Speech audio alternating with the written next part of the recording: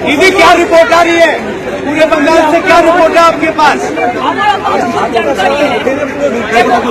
आस्ते आस्ते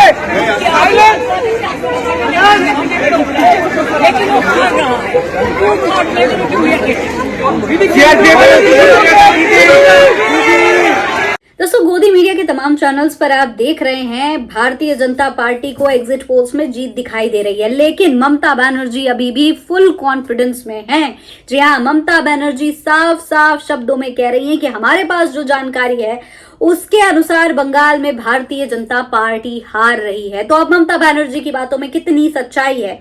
क्या वाकई भारतीय जनता पार्टी जो एग्जिट पोल में जीतती हुई नजर आ रही है वो चुनाव के नतीजे सामने आने के बाद धराशायी हो सकती है? आज की इस वीडियो में इसी के बारे में मैं आपको बताने वाली हूं, इसलिए वीडियो को पूरा जरूर देखिएगा। सलाम नमस्ते, मेरा नाम फरीन अंसारी है और ये खबर आप मेरे official channel Fareen Ansari official पर देख रहे हैं। दोस्तों, इस वक्त तमाम एग्जिट पोल आप गोदी मीडिया के चैनल्स पर देख रहे होंगे, लेकिन कुछ ऐसे एग्जिट पोल्स भी हैं जो मेरे पास हैं, जो मैं आपको बताऊंगी, जो भारतीय जनता पार्टी के लिए बहुत बड़ी टेंशन बन सकते हैं। तो सबसे पहले मैं आपको ये तमाम जो एग्जिट पोल्स आए हैं वो बता देती हूँ। देखिए, 6 एग्जिट पोल अभी तक सामने आए हैं और इनमें से 5 जो है वो भारतीय जनता पार्टी को ही जीत मिलती हुई दिखाई दे रहे हैं। देखिए, इनमें से जो 5 एग्जिट पोल्स हैं वो बीजेपी को पूर्ण बहुमत दे रहे हैं और टीएमसी सिर्फ 1 एग्जिट पोल में जीती हुई नजर आ रही है। देखिए, मैट्रिज के एग्जिट पोल की अगर बात करें तो टीएमसी को 125 से 140 सीटें और बीजेपी को 146 से 161 सीट्स मिलती हुई नजर आ रही है। चाणक्य स्ट्रैटेजीज की बात करें तो 130 से 140 सीट्स टीएमसी को मिल रही हैं और बीजेपी को 150 से 160 सीट्स मिल रही हैं। पीपल्स प्लस की बात करें तो 177 से 187 सीट्स टीएमसी को मिल रही हैं और बीजेपी को 95 से 110 सीट्स मिल रही हैं। पोल डायरी की बात करें तो 99 से 127 सीट्स टीएमसी को मिल रही हैं और भारतीय जनता पार्टी को 142 से 171 सीट्स मिल रही हैं। प्रजा पोल की बात करें तो 85 से 110 सीट्स टीएमसी को मिल रही हैं और बीजेपी को 178 से 208 सीट्स मिल रही हैं। पी पार की बात करें तो 118 से 138 टीएमसी को मिल रही है और 130 से 175 सीट्स बीजेपी को मिल रही है। अब आप गौर करें कि इन तमाम जो एग्जिट पोल आए हैं उनमें से सिर्फ एक एग्जिट पोल है पीपल्स प्लस, जहां पर टीएमसी बहुमत के साथ जीत हासिल करती हुई नजर आ रही है। 177 सीट से 187 सीट्स टीएमसी को पीपल्स प्लस दे रहा है। पीपल्स प्लस के बारे में मैं आपको बता देती हूँ। पीपल्स प्लस के दोस्तों आज तक 80% एग्जिट पोल्स सही साबित हुए हैं। जो तमाम आप गोदी मीडिया चैनल्स पर एग्जिट पोल देख रहे हैं उनके एग्जिट पोल और पीपल्स प्लस के एग्जिट पोल्स में जमीन आसमान का फर्क है। जी हाँ, जमीन आसमान का फर्क है।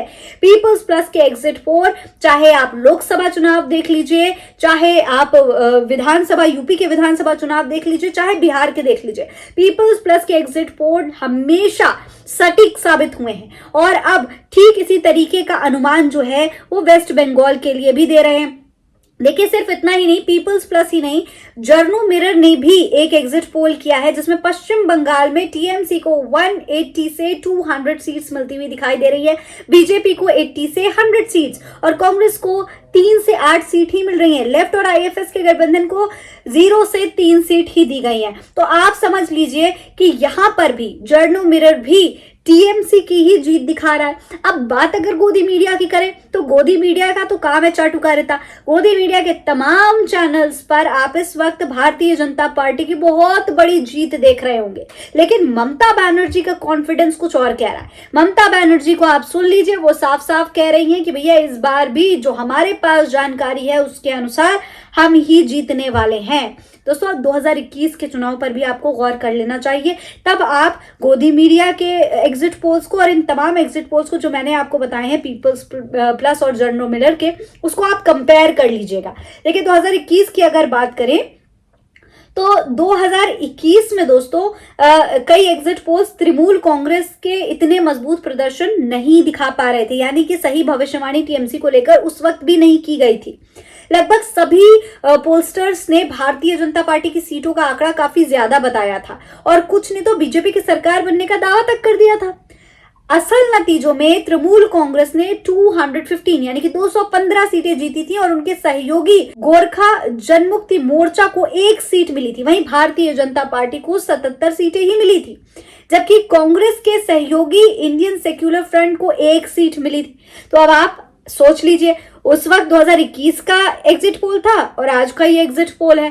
सब आपके सामने है, नतीजे 4 तारीख को आ जाएंगे, सब क्लियर हो जाएगा कि कौन जीता कौन हारा। एग्जिट पोल दोस्तों हमेशा सटीक नहीं होते।